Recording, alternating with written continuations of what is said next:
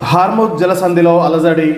ఆ మార్గంలో ప్రస్తుతం 700 నౌకలు హార్ముజ్ జలసంధిని మూసివేస్తున్నామని ఇరాన్ ప్రకటన. ముడి చమురు రవాణా ఆగిపోతే ప్రపంచంలో తీవ్ర ప్రభావం. దీంతో పాటు భారత్తో పాటు చైనాకు కూడా తీవ్ర ఇబ్బందులు. యుద్ధం నేపథ్యంలో హార్ముజ్ జలసంధిని మూసివేస్తున్నట్లు ఇరాన్ ప్రకటించడం తీవ్ర కలకలం రేపుతోంది. ఈ ప్రాంతం మీదుగా నౌకలు వెళ్తే తగలబెడతామని ఇస్లామిక్ రెవల్యూషనరీ గార్డ్ కోర్ హెచ్చరించింది. 1-2 నౌకలపై దాడులు చేసింది. ఫలితంగా ప్రస్తుతం ఆ ప్రాంతంలో ఉన్న 700 నౌకలపై ఆందోళన వ్యక్తమవుతుంది. గల్ఫ్ దేశాల నుంచి భారత్, చైనా వంటి దేశాలకు ఈ ప్రాంతం మీదుగా చమురుతో పాటు పలు ఉత్పత్తులు రవాణా అవుతుంటాయి. హార్ముజ్ మీదుగానే 20% ప్రపంచ చమురు వాణిజ్యం జరుగుతుంది. 25% ధృవీకృత సహజ వాయువు రవాణా అవుతుంది. అసలు ఇది హార్ముజ్ జలసంధి ఎక్కడుంది, ఏ దేశాల మధ్య ఉందనే వివరాలను చూద్దాం. ఒమన్, ఇరాన్ల మధ్య హార్ముజ్ జలసంధి ఉంది. ఇది పర్షియన్ గల్ఫ్ను గల్ఫ్ ఆఫ్ ఒమన్, అరేబియన్ సముద్రాలతో అనుసంధానిస్తుంది. హార్ముజ్ అనేది ప్రపంచ చమురు వాణిజ్యానికి కీలక కేంద్రం. ఈ ప్రాంతం మీదుగానే భారీ పరిమాణంలో చమురు తరలిపోతూ ఉంటుంది. హార్ముజ్ జలసంధి 161 కిలోమీటర్ల పొడవు, 33 కిలోమీటర్ల వెడల్పు ఉంటుంది. ఇందులో ఇరుకైన ప్రాంతం వద్ద షిప్పింగ్ లైన్లు రెండు వైపులా కేవలం 3 కిలోమీటర్లే ఉంటాయి. ప్రపంచ చమురు వినియోగంలో 20% హార్ముజ్ జలసంధి ద్వారానే వెళ్తుంది. అంటే రోజుకు 20 మిలియన్ బ్యారెల్ల చమురు రవాణా అవుతుందన్నమాట. 2022 నుంచి 25 మధ్యలో రోజుకు సరాసరిన 17.8 మిలియన్ బ్యారెల్ నుంచి 20 మిలియన్ బ్యారెల్ చమురు రవాణా అయింది. Saudi Arabia, Iraq, Iran, Kuwait, Qatar, యుఏల నుంచి ఆసియా దేశాలకు చమురు ఎగుమతికి ఇదే ప్రధాన రవాణా మార్గం. ఆయా దేశాల నౌకలన్నీ ఇటుగానే వెళ్తాయి.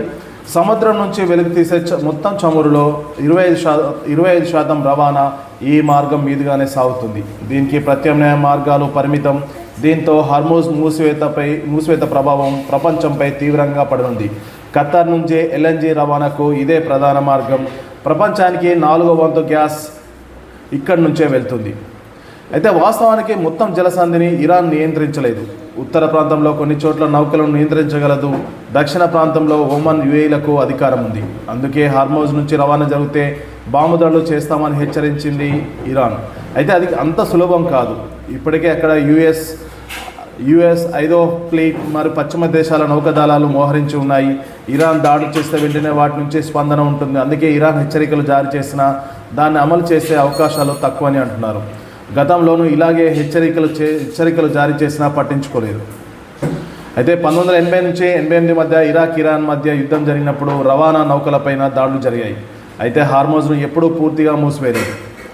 హార్ముజ్ జలసంధిలో అధిక భాగం ఒమన్ ఆధీనంలోనే ఉంది. అందుకే దాన్ని పూర్తిగా మూసివేయడం అసాధ్యం. ఒమన్, యుఏఈ మధ్య నౌకలు ప్రయాణం కొనసాగించవచ్చని నిపుణులు చెప్తున్నారు. ఇక హార్ముజ్ కాకుండా పైప్ లైన్ ద్వారా చమురును సరఫరా చేసే అవకాశం సౌదీ అరేబియా, యుఏఈలకు ఉంది. అయితే అవి రోజుకు 4 మిలియన్ నుంచి 5 మిలియన్ బ్యారెల్ను మాత్రమే సరఫరా చేయగలవు. ఇక ఎల్పీజీ కూడా ఇబ్బందులు తప్పేలా లేవు.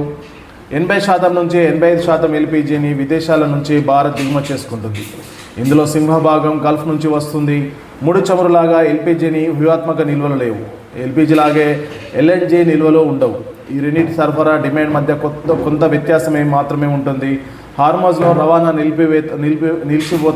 నిలిపివేతతో ఈ దేశంలోని ఈ రెండింటి సరఫరా మధ్య అంతరాయం ఏర్పడే అవకాశం ఉంది.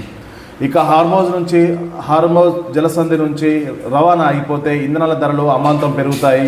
రవాణా వ్యయం పెరుగుతుంది. రవాణాతో మరింత ఆలస్యం అవుతుంది. చమురు రవాణాకు భారీగా ఆటంకం కలిగితే ముడి చమురు బ్యారెల్ ధర $100 దాటే ప్రమాదం ఉంది. సరఫరా తగ్గి ప్రపంచవ్యాప్తంగా చమురు ధరలకు రెక్కలు వస్తాయి. పూర్తి స్థాయిలో నౌకలను అడ్డుకుంటే చమురు ధర $150 నుంచి $200 చేరవచ్చని ఆందోళన వ్యక్తమవుతుంది. ఇక హార్ముజ్ జలసంధి నుంచి రవాణా అయ్యే చమురులో 80% ఆసియా దేశాలే కొనుగోలు చేస్తున్నాయి. చైనా, భారత్, జపాన్, దక్షిణ కొరియా అతిపెద్ద వినియోగదారులుగా ఉన్నాయి.